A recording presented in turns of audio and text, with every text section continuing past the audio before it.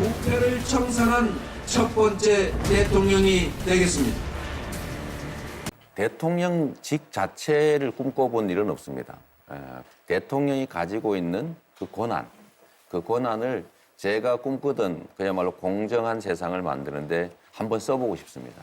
지금 우리 모든 국민들이 겪고 있는 이 어려움들, 이걸 다 어느 정도는 해소하고 꿈을 갖고 희망을 갖고 살 수 있게 만들 수 있을 거라고 믿기 때문에 꼭 대통령을 해서 그 권한을 행사해 보고 싶습니다. 뭐라고? 안 닮아 안 돼. 지겨워서 그래. 우리 어머니 자식이 죽어도 그러실 겁니까? 자, 내 자식과 남의 자식이 왜 틀립니까? 같은 사람입니다. 우리 어머니 같은 사람들이 나라를 망치는 거예요. 아, 그게 아니고 정치인들이 하는 언어들이 되게 이중언어 아닙니까? 네, 국민이 이해하는 뜻과 정치인이 하는 말이 다르죠. 대표적으로 적극 검토하겠다라는 말은 사실 정치인은 안 된다는 뜻인데 국민들 노력하면 되겠구나라고 해서 사실은 언어 소통이 단절이 되죠.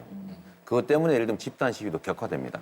안 된다고 딱 잘라줘야 되거든요. 앞으로 대한민국의 미래를 어떻게 만들지에 대한 비전을 제시하고 또 그에 대해서 실천 가능성을 검증하는 단계로 들어가게 되면 아마 저는 다시 국민들께서 말만 하는 정치인이 아니라 실제로 약속을 지켜왔던 그리고 말한 대로 행동했던 저에 대해서 다시 또 기대가 커질 것이라고 믿고 있습니다. 뭐 그게 실제로 있는 별명이기 때문에 다른 가짜를 써놓을 수는 없지 않습니까? 그래서 있는 대로 써놓은 것이고 이 불독 싸움닭 별명은 제가 시민운동을 할 때 붙여진 별명입니다. 저는 시민운동을 하면서도 예를 들면 파크 분양 사건이라든지 무슨 부정부패 사건에 대해서 제가 치열하게 문제 제기하고 싸우다가 감옥도 간 일이 있고 또 뭐 수배가 돼서 벌금을 낸 일도 있고 결국 기득권자들하고는 싸워서 그 기득권을 제한해야 많은 다수의 사람들이 기회를 가질 수 있기 때문에 실제로 싸우지 않고 어떻게 세상이 바뀌겠습니까? 수술을 해야 건강해지거든요. 암적 요소들을 제거하려면 칼을 들고 수술을 해야 되고 그러려면 고통을 감수해야 됩니다. 제가 몇 가지 예를 들 수 있는데 첫째는 원래 이 배의 선장은 큰 선박의 그 요리장이라든지 항해사 이런 사람들이 큰 배의 선장을 하는 것보다는 작은 배의 선장을 하던 사람이 약간 큰 배의 선장을 맡는 게 더 낫습니다. 근데 우리는 그런 착각을 하죠. 큰 배의 갑판원 이런 사람을 큰 배의 그냥 선장으로 쓰려고 하는 경향이 있습니다. 또 한 가지 더 말씀을 드리면 행정 경험이라고 하는 것은 크기가 아니라 내용이 중요하죠. 과거처럼 무슨 고관 대작을 지냈다는 것들이 지금은 이제는 큰 장점이 못 되는 시대입니다.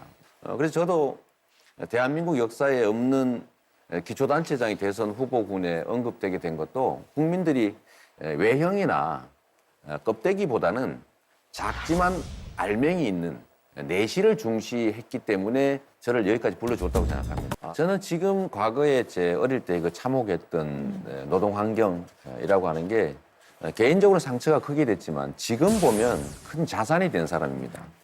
아까 그 말씀하셨지만 제가 이게 팔이 휘어져서 장애인입니다. 보이네요.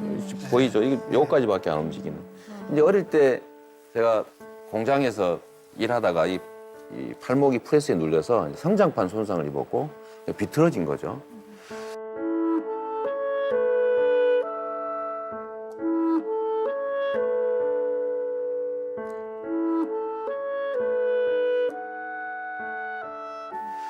그런데 이것도 어릴 때는 참 이것 때문에 마음의 고통도 많이 겪었습니다만 지금 보면 제가 왜 살아야 되는지, 왜 세상은 공평해야 되는지, 왜 억울한 사람이 있어서는 안 되는지, 또 제가 이 세상에서 해야 될 일이 뭔지, 또는 어쩌면 신이 나한테 부여한 의무가 뭔지를 끊임없이 저한테 상기시켜주기 때문에 지금 제 과거의 그 삶이라고 하는 거 제 삶에서 지우고 싶지 않습니다. 제가 한때 아버지하고 갈등이 정말 심했습니다. 아버지를 참으로 원망했고 또 저에 대해 공부에 관심이 없었고 뭐 사실은 좀 방해하시는 측면도 있었고 그래서 제가 좀 말씀드리기 못한데 자살 시도를 2번씩이나 한 일이 있죠. 근데 그건 정말 아팠어요. 아버님은 결국 제가 사법시험 합격한 거는 병석에서 거의 의식이 없는 상태에서 알고 제 생일날 돌아가셨는데 그 아버지하고 좀 좀 이렇게 좀 멀쩡한 정신이라고 할까요? 이런 상태에서 화해하고 싶어요. 그 제일 가슴 아픈 부분입니다. 저는 내 편이 아니면 적이다라고 생각하지 않습니다. 제가 청산하고자 하는 상대는 우리 사회의 불법적 요소들입니다.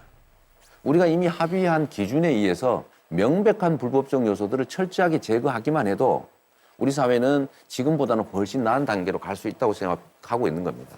지금 당장 시대영 씨는 청산이 맞다. 청산과 공정사회. 그것이 구태가 됐든 그러면 새로 나타난 악이 됐든 그것을 청산하기 위해서 뭔가를 밀어붙였을 때 네. 무시할 수 없는 정도의 규모의 국민적 저항에 부딪혔다라면은 그때는 어떻게 하시겠습니까? 청산하는 것에 대해서 국민적 저항이 있다고 하는 것은 논리 모순입니다. 아닙니다. 있을 수 있습니다. 예를 들면 어떤 거죠? 아니, 그 의견이 다를 수 있는 문제는 분명히 있습니다. 이게 선악의 구분을 이재명 지원자께서 분명히 좀 너무 단순하게 나누는 경향이 분명히 있다고 생각을 해요. 이거를 그 스스로 부정하시면 안 된다고 생각을 합니다. 근데 저는 선악을 구분한 게 아니고 예. 그게 간명해져고 선명해져야 되는 건 사실인데 불법과 합법을 구분하는 거예요. 제가 분명하게 말씀드릴 수 있는데 이재용 삼성그룹 부회장, 삼성그룹의 실질 지배 총수는 구속되는 게 맞습니다.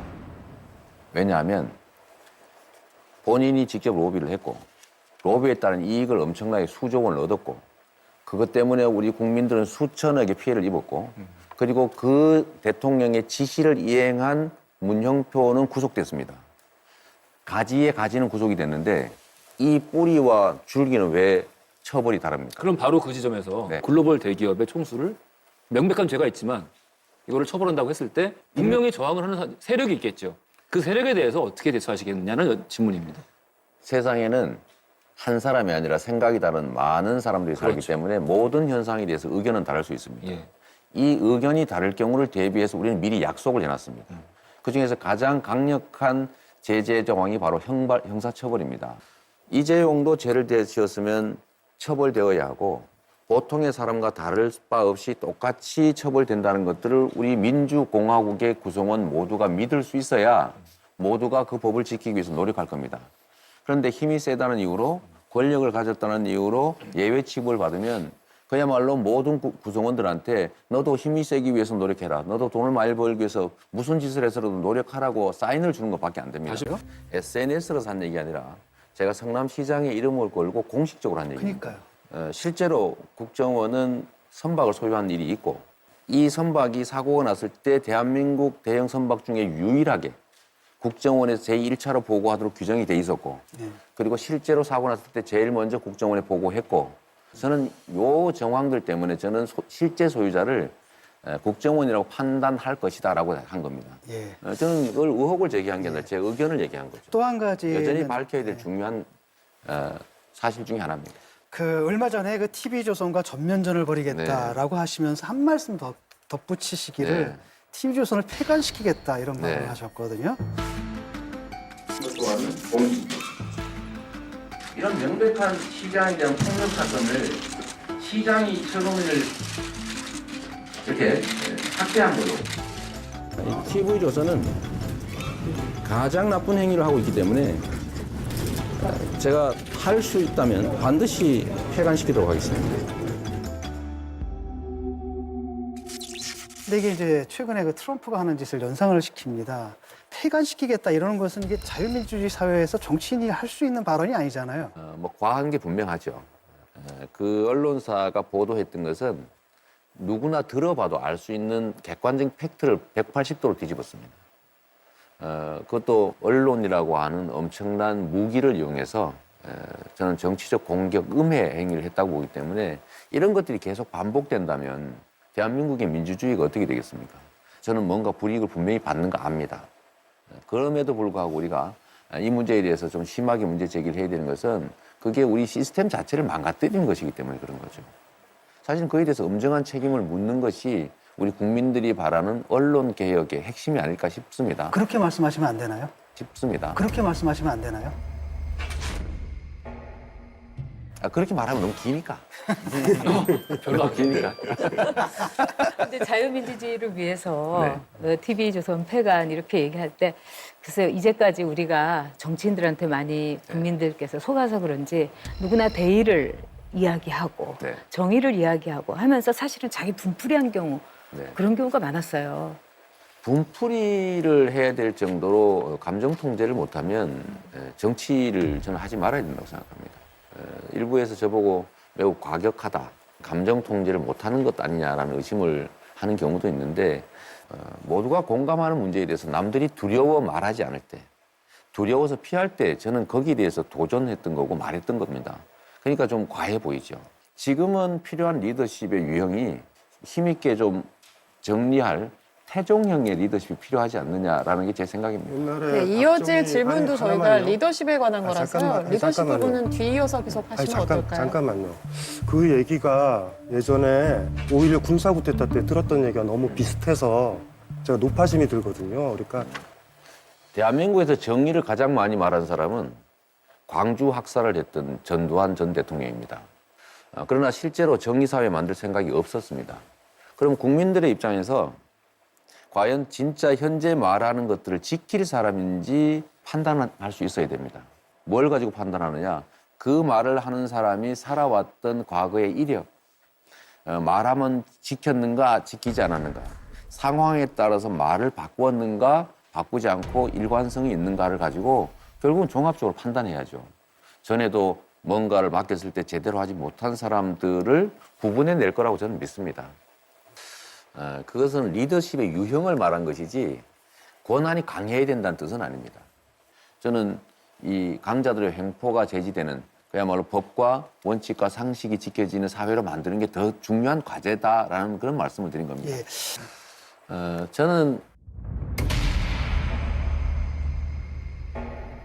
노동부 장관이 제일 중요한 것 같아요. 우리나라의 노동부 장관은 노동자들의 권리를 보호하고 노동 환경을 그야말로 국가 발전에 도움이 되는 방향으로 관리하는 직무 아니겠습니까? 그런데 실제로 대한민국의 노동부는 사용자 편을 주로 들고 있죠. 문재인 후보 같은 경우는 이제 섀도우 내각들을 곧 발표할 거라고 하셨거든요. 네. 구체적으로 노동부 장관 네. 염두에 두고 계신 인물이 있습니까? 아, 궁금하네요. 궁금하시죠? 저는 행정 관료들은 안 할 겁니다. 실제로 노동 현장에 대해서 애정이 있고 노동자들에 대해서 애정이 있는 사람을 하고 싶은데 가능하면 노동운동가 중에서 지명하고 싶어요. 노동자 출신 중에서 임명하고 싶은데 생각하고 계신 직접적인 인물이 이게 있나요? 너무 과격해서 어떨지 모르겠는데 과격하다고요? 네. 누구죠?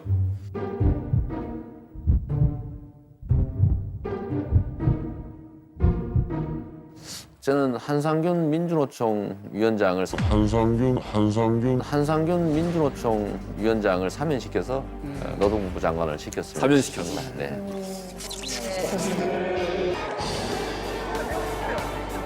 범노동, 범민정의정 모든 대표자 동지들께도 진심으로 감사하다는 말씀드리며 투쟁 인사 드리겠습니다.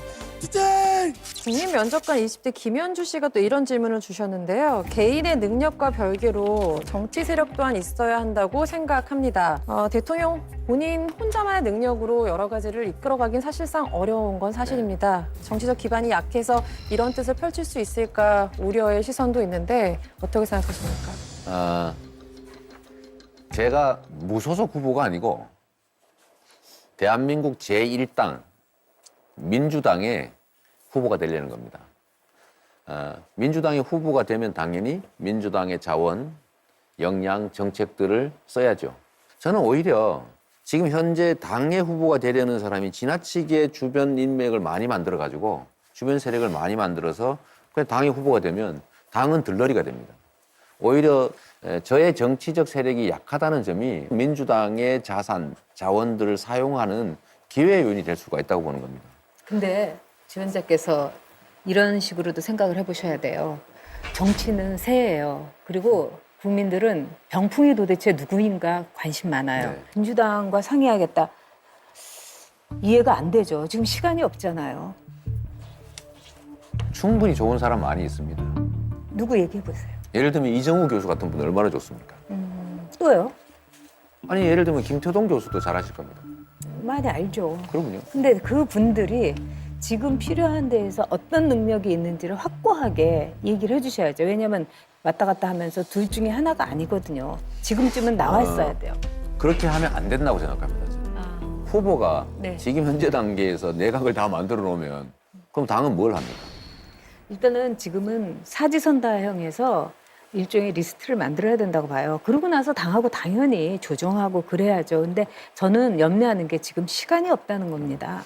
지금 민주당의 후보들은 민주당이라고 하는 거대한 조직, 이 거대한 정치 세력의 후보가 되려고 하는 겁니다. 예를 든다면 로봇 태권부이라고 하는 거대한 조직과 역량이 있는데 거기에 조종관을 누가 잡을 것이냐를 결정하는 것이거든요.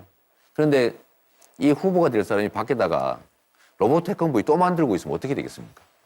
주로 민주당 네, 구성원을 보면은 시민단체나 변호사나 교수나 기자나 이런 이제 주로 비판이 강한 세력이고 네. 그 경제 운용이라든지 이런 기업 경험이라든지 이쪽은 아무래도 이제 보수 민간이 강하거든요. 보수 민간하고 이렇게 좀 같이 하시는 건 어떠실까 그런 거죠.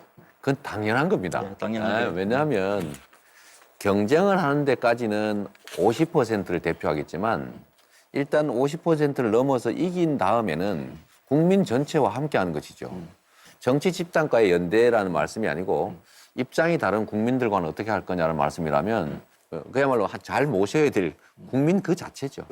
적폐 대상은 꼭 그 제거를 하셔야 된다고. 그중에서 제거해야죠. 그중에서 또요? 그 기준을 또 어떻게 또 정하시려고 그러세요? 죄진 사람은 처벌하고 네. 법을 안 지키는 데 대해서는 제재하고 법을 제대로 지키도록 만드는 것 자체가 국가의 역할 아닙니까?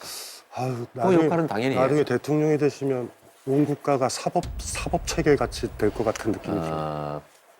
법률을 어기고 있는 사람이 많으면 많은 사람이 대상이 되니까 넘어가자 이런 분위기도 없지 않습니다만은 그렇게 하면 안 되는 거죠. 그게 이 나라의 문제를 만들어 온 거예요. 좀 다음 질문으로요. 네. 사실 성남시가 인구가 한 100만입니다. 100만이죠.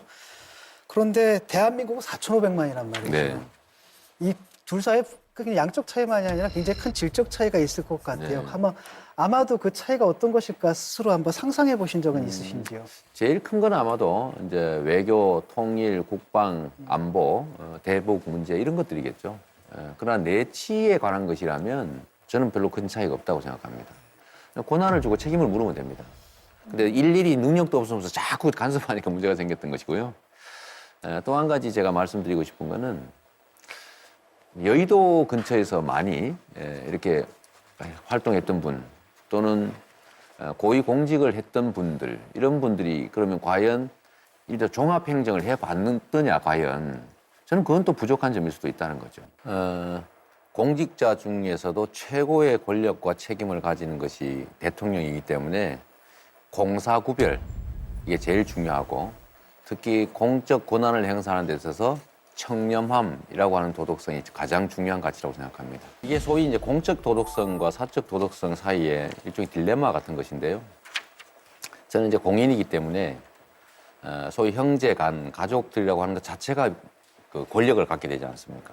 제가 그걸 철저히 통제를 했는데 다른 형제 자매들은 다 시정에 관심도 갖지 않고 혜택도 보지 않으려 하고 또 일정한 거리를 유지해 줬는데 유독 우리 그 한 분만 제가 당선된 날 다음부터 시장 친형이다라고 실제 시정을 직접 지시하시고 뭐 이권 요구하시고 뭐 대학 교수 자리 만들어 달라고 하고 뭐 인사를 자기가 직접 지휘하는 이런 있을 수 없는 일이 벌어져서 우리 소위 뭐 전통적 관념에 의하면 우리 가족 우애 지키고 적당히 해서 넘어갈 수 있었습니다만은 저는 이것이 나중에 저의 공직 생활 자체를 망가뜨릴 뿐만 아니라 성남시정 자체를 그야말로 친인척 비리라는 이름으로 오염시킬 것이 저는 걱정됐습니다.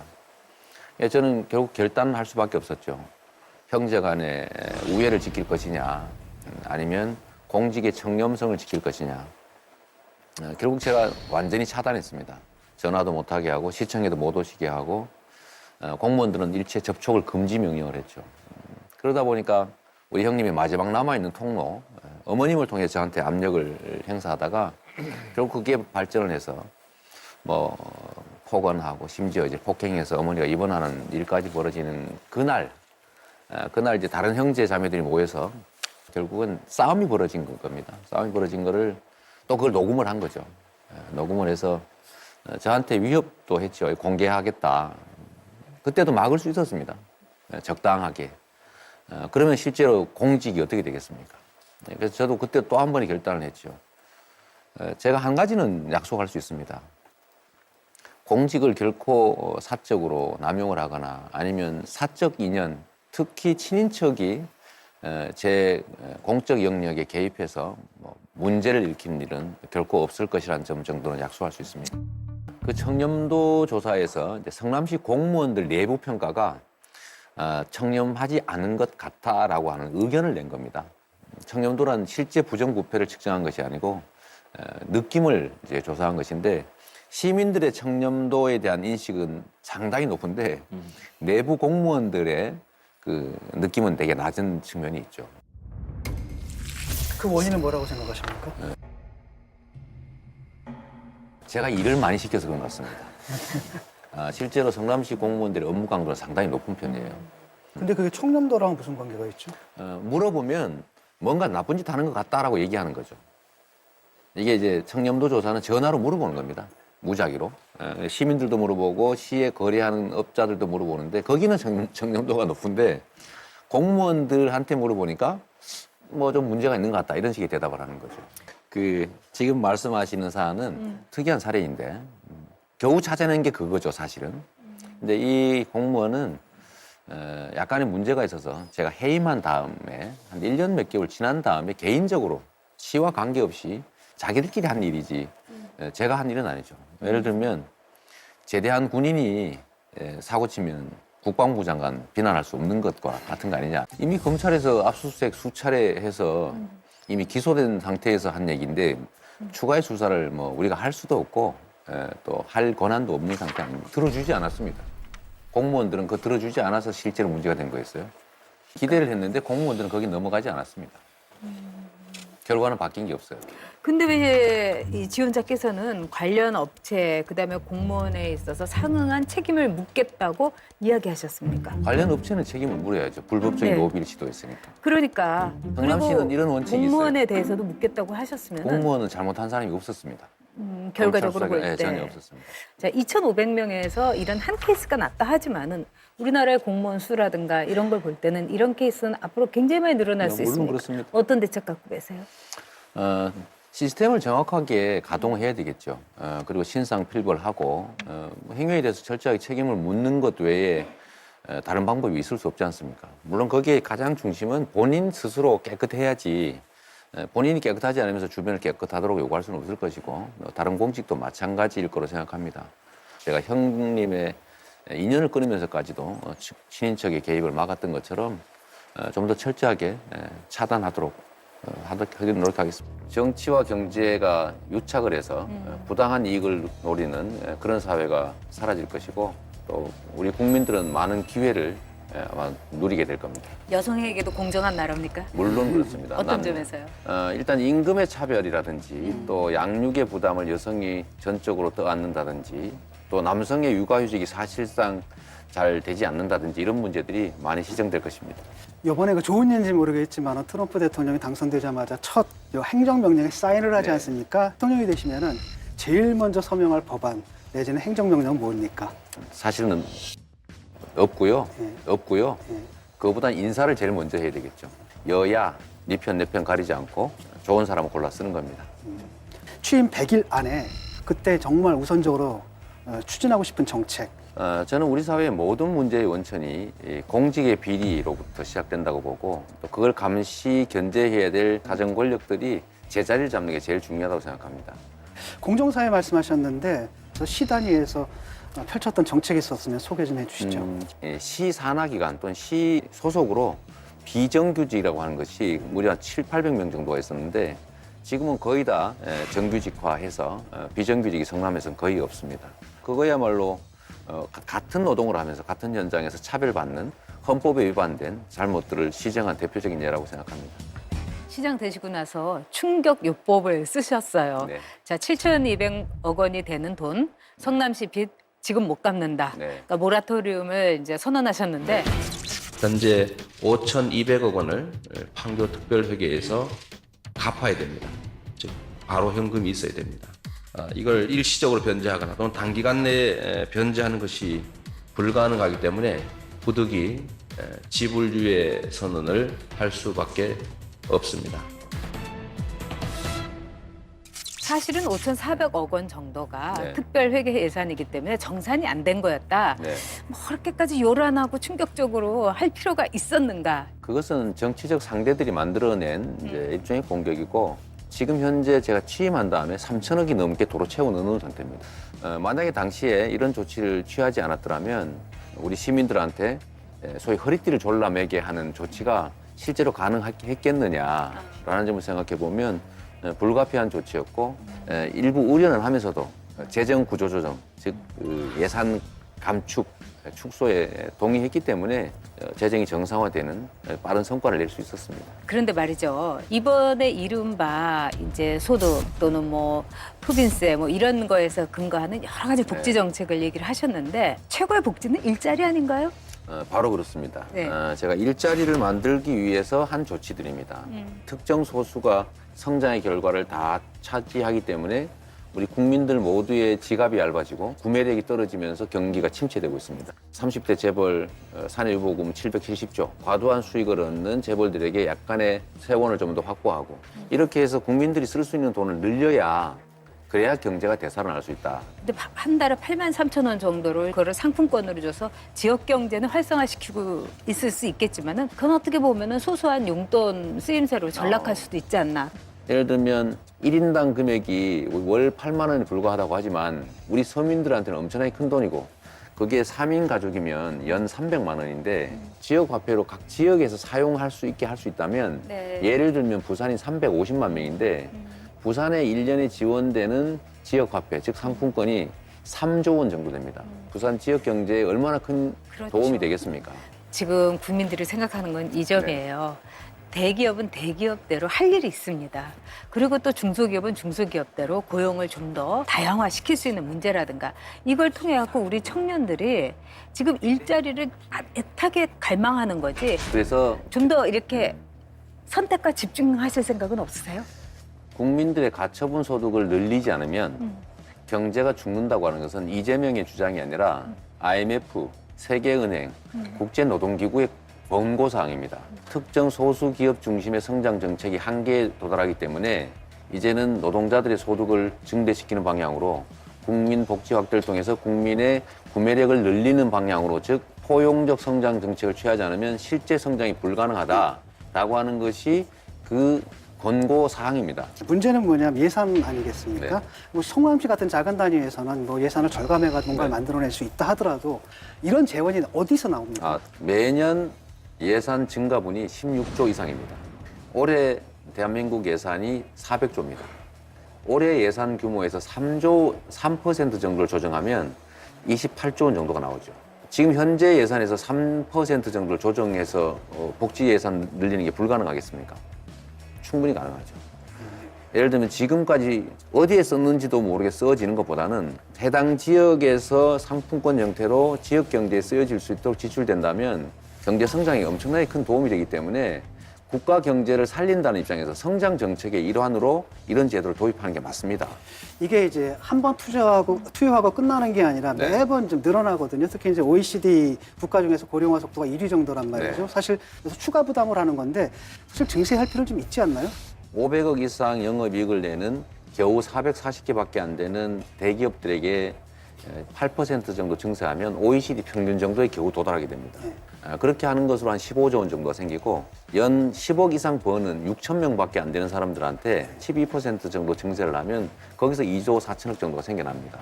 그 정도면 17조가 넘게 되는데 그런 정도로 새로운 정책들을 해 나갈 수 있다는 거죠. 대기업들이 돈을 쌓아두고 있는 거는 투자할 만한 마땅한 데가 없기 때문이에요. 오히려 자연스럽게 기업의 생리를 부추기면서 좀 더 많은 돈이 흘러나오게 하고 일자리를 늘리고 이런 순환 구조를 만들 생각은 없으세요? 자, 가게들이 즉 노동자와 자영업자 그다음 일반 국민들이 쓸 돈이 없어가지고 그 구매력이 유지가 안 되니까 경기 침체가 온 거고 그거를 가계 대출을 통해서 지출할 수 있는 구매력을 늘리다 그것도 한계에 왔기 때문에 지금 현재 상태를 그냥 두게 되면 구매력이 상실돼 가지고 경기에 엄청난 치명적인 타격이 옵니다. 기업이 투자를 해갖고 일자리를 누리게 되면은 8만 원 받는 것보다 내가 오늘 취직됐다 하면은 더 소비가 늘 수가 있어요. 그래서 경제가 살아나려면 소비자가 있어야 됩니다. 이 소비자가 국민들이고, 근데 이 국민들은 이미 너무 지나친 가계부채 부담에다가 노동 조건은 나쁘고 일자리는 없고 해서 지출을 하려 할 수가 없어서 기업들도 이미 더 이상 투자할 데가 없는 상황이 온 겁니다. 그러면 정부가 그때 나서야 되는 겁니다. 오늘 정말 힘들었습니다. 제가 진땀도 많이 나고 했는데 저로서도 정말 배우는 게 많은 시간이었습니다. 저는 우리 국민 여러분께 이런 약속 분명히 드릴 수 있습니다. 전 국민이 부러워하는 성남시를 만든 것처럼 대한민국도 모두가 부러워하는 공정한 나라, 그리고 모든 국민들이 공평한 기회를 누리면서 꿈과 희망을 노래하는 그런 아름다운 행복한 공동체 만들 자신이 있습니다. 저를 믿어주시라고 말씀드리고 싶습니다. 열심히 하겠습니다. 감사합니다.